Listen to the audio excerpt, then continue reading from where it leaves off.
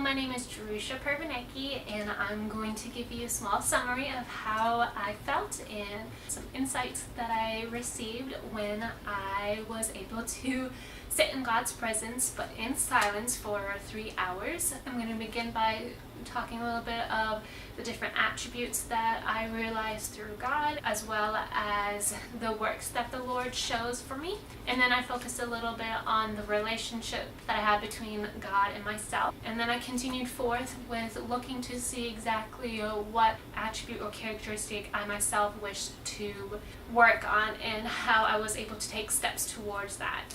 And finally, I'll process a little bit with you how I focused on relationship with others during my time in silence. And then in the end, I will explain to you just exactly how this process of silence affected me and how I believe it could be a positive or a negative thing for my clients in the future. So the main verse that I actually focused on throughout my time in silence was Psalms 42.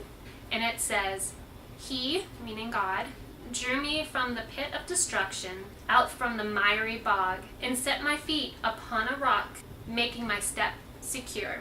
So I actually came across this verse when I was spending my time with the Lord during this 3 hours of silence, and it just really hit home for me because I found that it spoke to my past, and especially my hardship through depression as well as anxiety, and it just hit home for me. And so I'm going to talk a little bit more of that verse when I speak about the attributes that I actually found with God. And one of the attributes that I made sure to focus on was how loving He was. And in that verse, it talks about how He pulled me out of despair. And so I just had a picture of God pulling me out of my depression onto a rock. And I pictured this specific rock as the Lord, because in Scripture, a lot of times God or the Lord is described as a rock, a firm place to stand. I just pictured myself, God pulling me out and then placing me on Him, allowing me to find firm footing. And then another version of this verse that it says, "He steadied me as I walked along." That's especially hit home for me because I felt like He first pulled me up, but then He walked me through the rest of my struggles. But also what I pictured was the fact that when you are on a rock, you cannot sink, you cannot go down, you cannot go any further. And even though you can picture Satan trying to pull me down, trying to pull me under, because this rock is solid and firm, I'm not able to go farther down. I'm only able to stand on that rock and not fall and not go down into depression again. And the way that I reacted to this picture as well as the verse in general, I basically started to cry out of pure joy, and the feeling of His love just overwhelmed me to a point that I showed that emotion. Moving forward into the works of the Lord, I was able to understand the saving grace of the Lord. And it kind of ties into me understanding His attribute of love, where I was explaining about Psalms 40 verse 2, when it was talking about the Lord basically pulling me out of a pit of despair, bringing me onto a rock or a solid ground. And for me, again, personally, He did save me physically and mentally. As I was explaining earlier, I fell into deep depression during college. However, because of His saving grace, He was able to place people into my life to save me from myself so that I would not move forward into actually bringing harm to myself. Thirdly, I focused on the relationship I had with the Lord, which included a friendship aspect as well as the aspect of seeing Him as my Father.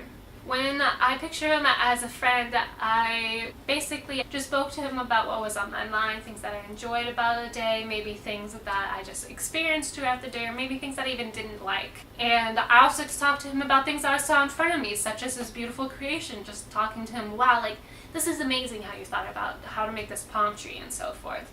As I pictured Him more as a father, I am very visual, and so I basically would close my eyes and just picture Him holding me as a little child and comforting me. And the other picture that I have very often is one of me and Him dancing together in this beautiful open field. And personally, I love to dance, and I think that because He knows that, He gives me that vision or that picture of just both Him and I dancing.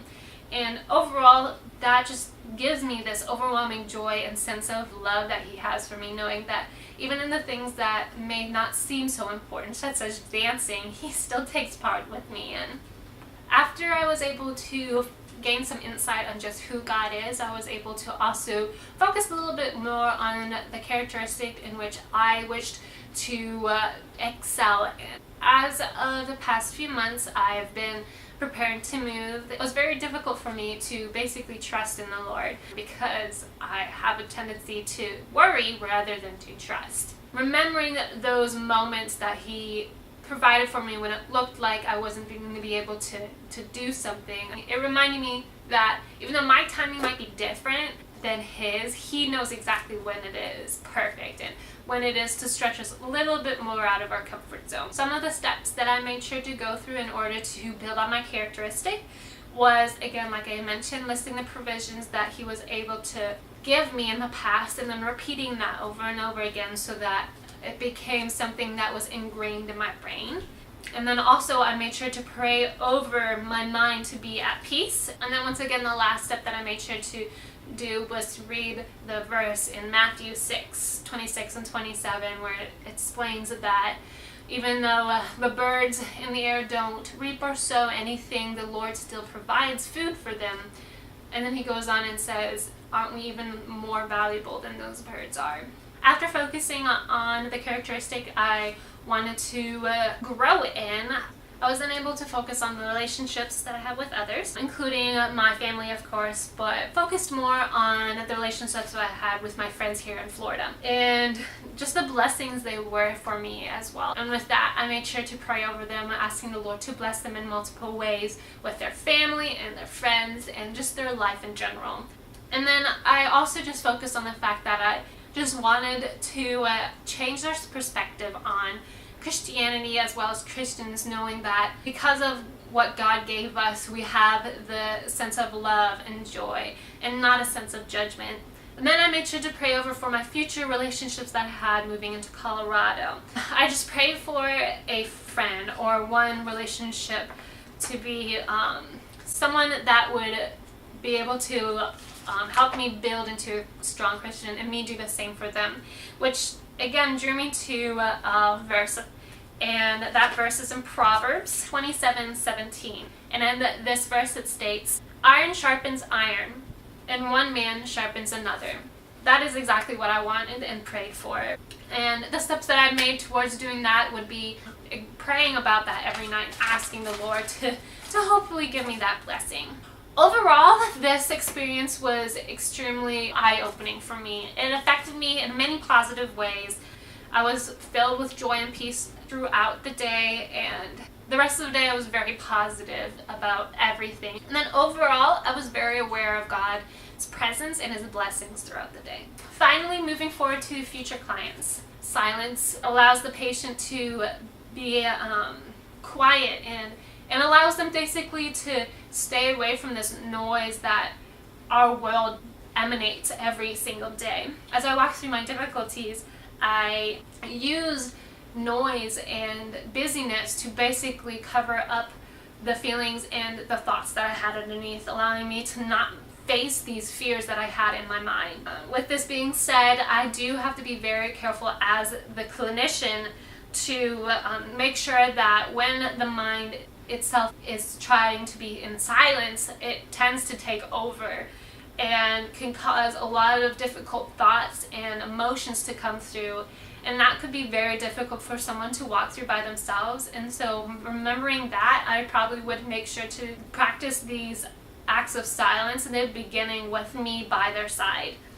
With those that are Christians, though, I think it is extremely helpful for someone to focus on something very good, which is God. God is good. And allowing this good to take over the mind can easily push out the bad and the negativity and the wrongs that are constantly trying to be placed in our mind by Satan. This process of silence allowed me to gain a better understanding of how powerful silence could be. It showed me that it can give my mind a sense of rest. It distresses the mind, and also it basically decluttered my mind as well. With that being said, I really did enjoy this time of silence, even though it was difficult at times, and I believe as a counselor I may consider using this silence as a way to assist people in their future endeavors. Thank you.